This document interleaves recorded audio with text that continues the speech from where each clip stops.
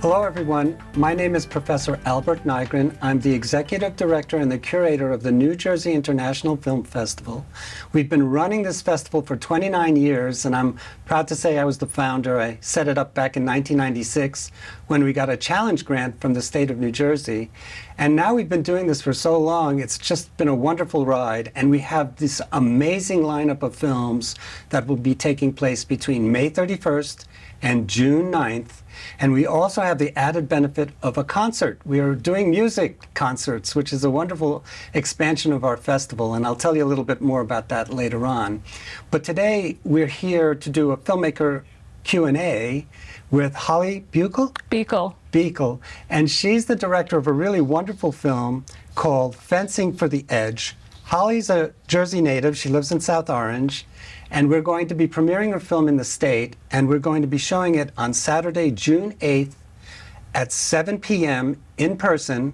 But the film is also available online. You know, the pandemic changed everything, and we developed this new audience thanks to the online presentation of our films back in 2020. So we didn't want to cut out these nice folks who kept us afloat. So there's a hybrid festival, and that means that for 24 hours on that day, on June 8th, starting at midnight Eastern Standard Time, you can start watching Holly's film, and you have 24 hours to finish it once you start watching. So if you start watching really late in the day, don't worry, you still have 24 hours to finish it. Holly's film will be playing with Found, the King of Matsuka Ridge by Anastasia Ford. She's also a Jersey filmmaker. So I paired your film, Holly, with hers. But folks need to know a little bit about what your documentary is all about. Can you tell us? Yeah, sure. So Fencing for the Edge is a sports documentary that follows two girls fencing teams. And we followed them through the 2013 and 14 season. And it's a verite film, so you're like along this journey with the girls up until the championships. So we have like a nice rivalry with Bernards and Columbia. And they end up in the finals together, but I'm not going to tell you what happens. You have to come and see it. It's very thrilling. It's a wonderful documentary.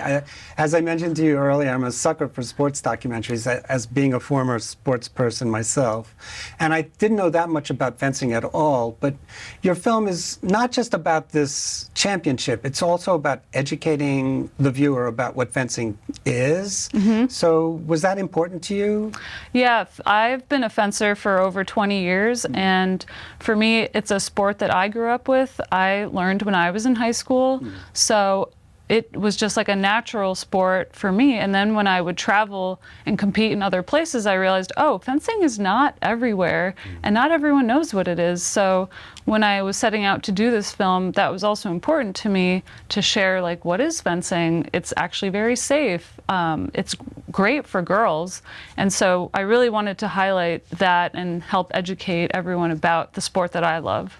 It's an Olympic year, so it's a very timely time to be showing your film, too. Yes. Because we'll be watching Team USA in Paris. And do we have any good fencers on the U.S. team? Yeah, we have two New Jersey natives who are going to be competing, Jackie Dubrovich and Elizabeth Tatarkovsky. So we have two women that'll be representing us in the Paris Olympics. And you were a star too. Let's be straight. I know that you are a champion. Yes. And I know that you won accolades for your own fencing. And did you win them when you were at Penn or when you were in high school, or both? Oh, both. So I went to Oak Knoll High School, and we had just a girls team, and I was actually a state champion my junior year, and our team won the state championships as well. And then I went on to fence at UPenn, which is a Division I school, and I was an two-time All-American at UPenn.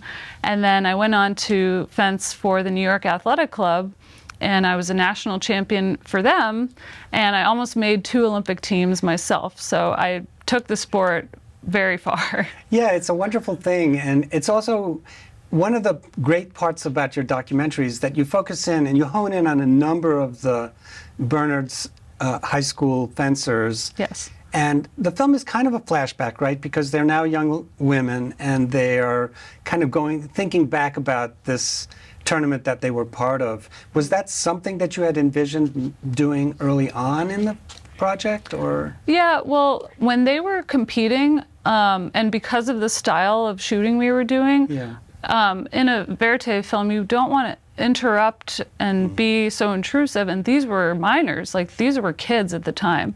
So we really didn't want to be doing a lot of interviews with them to stress them out even more, because having a camera on you is already a little stressful.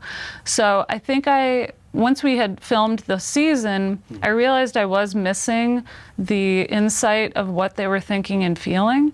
So I decided, as we honed the story, to go back in the later time of their lives and interview them to see like how they thought about it as more of a reflection to add to the story, because we couldn't really do it at the time. Yeah, they're really good linking moments in the film, because you build suspense that way too, because you don't really know what's going to take place, but you kind of flash forward, and the fencers don't really let on what took place either, which I think is really great. Yeah. And I guess that's because you're also now a video editor. I mean, you're an editor.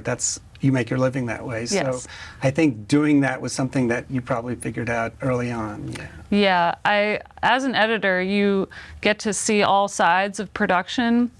And then there's things that you create as a wish list when you're still in production on a project. So luckily for us, it took this long to make the film so that we could go back and add things as needed. And I was able to collaborate with another editor, Jenna Bush. She's fabulous, also a New Jersey native. And so she and I worked together closely to hone the story. She and I also devised some of the interview questions together to make sure it was helping connect the story that we had from 2013 and 14.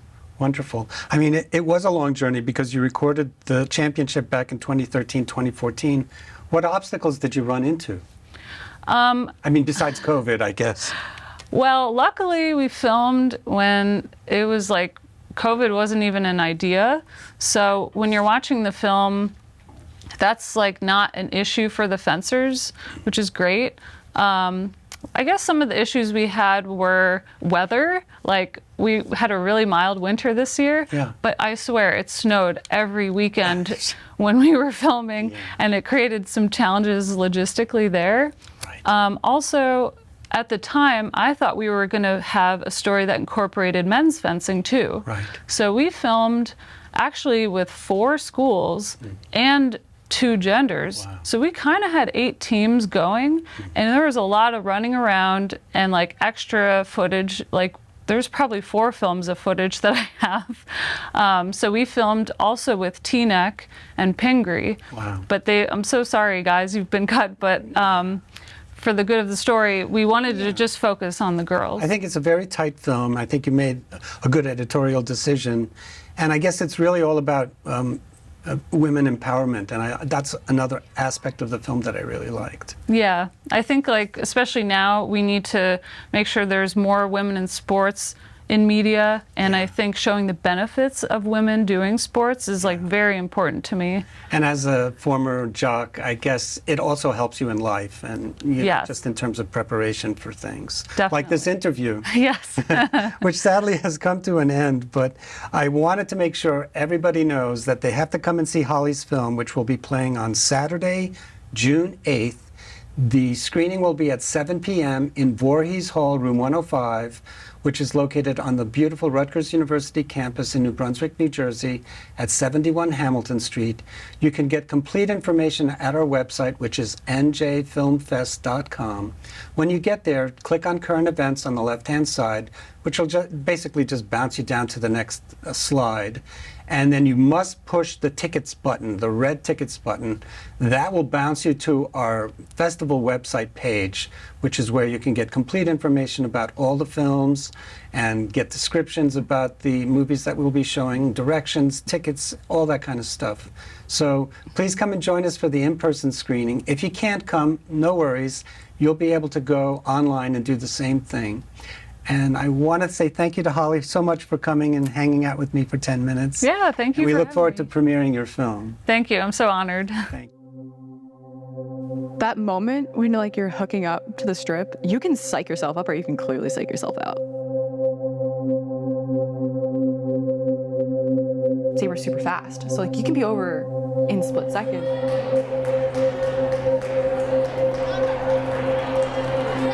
Let's